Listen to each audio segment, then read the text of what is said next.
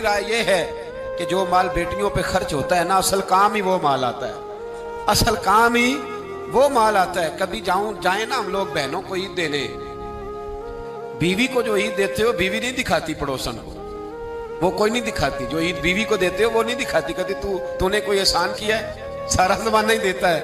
لیکن بہن کو جو عیدی ملتی ہے بہن پڑوسن کو دکھاتی ہے، وہ رکھی ہوتی ہے اس نے چوک میں، کہتی میرا بھائی دے گیا ہے، وہ دکھاتی ہے، اس کے اندر درد ہوتا ہے۔ تو جو تو بیٹی کو دے گا نا، بیٹی کو، اور بیٹی تو تیرے پرانے کپڑے بھی سنبھال کے رکھتی ہے، بیٹی تو تیرے پرانے، بیٹی تو 2-2.5 سال کی بھی ہو تو ننیال گئی ہو تو ابے کا ٹوٹا جوتا بھی اٹھا لاتی ہے، کہتی میرے ابا جی کا ہے۔ تو جو تیری اصل محافظ ہے، جو تیری اصل نگران ہے، جو تیری اصل ڈیوٹی، میں نے کچھ دن پہلے ایک بات پڑھی تھی اور میں نے ایک جگہ بیان بھی اس کو کیا، مجھے کسی دوست نے مضمون بھیجا، کہنے لگے صاحب پڑھیے گا۔ اس مضمون میں عجیب بات لکھی تھی، ایک شخص کا انتقال ہو گیا تو وہ ایک شخص کا پارٹنر تھا، کاروبار کرتا تھا، بڑی اچھی ان کی دوستی تھی، تعلقات تھے، لیکن جب وہ فوت ہوا، جنازہ ہو گیا، تو اس نے عجیب بات کر دی اس کے پارٹنر نے، اس کے شراکت دار نے۔ اس نے کہا کہ میں نے مرنے والے سے 45 لاکھ روپیہ لینا ہے، اس کے وارث پہلے پیسے دیں پھر دفن کرنے دوں گا۔ کتنے پیسے؟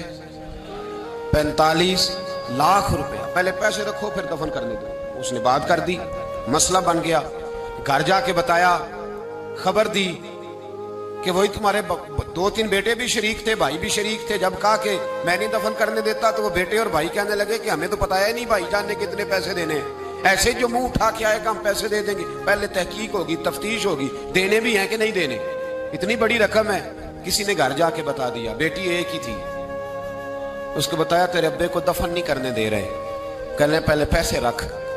تو بیٹی امیر باپ کی تھی تو ذرا امیر گھر میں بیائی گئی، اس نے سارا ہی زیور اتار کے دیا، کہنے لگی لے جاؤ، 10-15 لاکھ کا ہوگا، میرے چچا کو کہنا یہ رکھ لے اور میں باقی کا بھی جلد انتظام کر دوں گی، میں تحقیق نہیں کرتی کہ ابا نے دینے ہیں کہ نہیں، اور اسے کہو میرے باپ کی میت کا تماشا نہ بنائے، اسے دفن کرنے دے، یہ 10-15 لاکھ کا زیور رکھ لے، میں باقی بھی جلد انتظام کر دوں گی۔ بیٹی نے جب وہ بھیجا نا 15 لاکھ کا زیور اور اس کے اس پارٹنر کو دیا تو پکڑ کے رونے لگا اور ہاتھ باندھ کے کہنے لگا سارے مجھے معاف کر دو، میری مجبوری تھی، میں نے یہ کہانی بنائی ہے۔ کہا بات کیا تھی؟ تو کہنے لگا یہ مرنے والا کہہ گیا تھا مجھے مرتے وقت کہ میرے بڑے وارث نکلیں گے، میں نے سب کو، اپنے بیٹوں کو، بھائیوں کو بڑا دیا ہے زندگی میں، یہ میرا 45 لاکھ رکھ لے اور ذرا دیکھنا میرے مرنے کے بعد میرے دکھوں کا وارث کون ہے، دیکھنا میری تنہائیوں کا وارث کون ہے، دیکھنا میرا اصل وارث کون، یہ 45 لاکھ اس کو دینا۔ کہنے لگا میں نے بڑی تجاویز سوچی تھی، یہ تجویز مجھے پسند آئی، لینے والے تو بڑے نکل آتے ہیں، اس کی اصل وارث وہ بیٹی ہے جس نے 15 لاکھ بھیجا ہے، میں نے 45 لاکھ لینا نہیں، میں نے 45 لاکھ دینا ہے۔ اب میں اس بیٹی کو دوں گا جو باپ کے دکھ کی وارث بنی ہے، جو اس کی آزمائش کی وارث بنی، جو اس کی تکلیف کی۔ تو کیوں نہیں بیٹیوں کو حصہ دیا جاتا؟ کیوں ہم ڈرتے ہیں؟ کیوں سہمے رہتے ہیں؟ بیٹوں سے بلیک میل نہ ہونا کہ بیٹا میرا اس طرح کہے گا، اپنی قبر پہ بوجھ نہ ڈالنا، صبح قیامت حساب دینا ہے، اللہ سے ڈرنا، بیٹی کا حصہ بر وقت بر موقع۔